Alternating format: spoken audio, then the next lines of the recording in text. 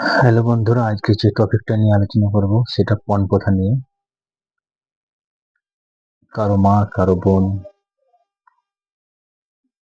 কারো ভাগ্নি, কারো আত্মীয় কোনো না কোনো জায়গায় এই পণ প্রথা নিয়ে ঘুরতেছে এবং বর্বরতা অত্যাচারিত হচ্ছে। দিনে দিনে দিনের শেষে তিলে তিলে শেষ হয়ে যাচ্ছে এবং কত প্রাণঘাতী হচ্ছে। আত্মহত্যা নামক এই জিনিসটা, এই রোগটা আমরা প্রায় দেখতে পাচ্ছি এবং এটার মূল কারণ হচ্ছে পণ প্রথা।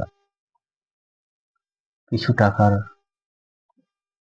বাকি থাকার জন্য বা মেয়ের বাবা কিছু টাকা দিতে না পারার জন্য মেয়ের প্রতি অনেক অত্যাচারিত, অনেক সহ্য করতে হচ্ছে। মেয়ের বাবাকে অনেক কথা শুনতে হচ্ছে। এটা পরম্পরাভাবে চালু হয়ে চলে আসছে। তাই বলবো, আপনারা পণ দিবেন না এবং পণ নেবেন না। আপনাদেরকে ঠিক করতে হবে আপনারা কি করবেন, এই সময়টিকে বাঁচাবেন না আরো খারাপ করে দিবেন।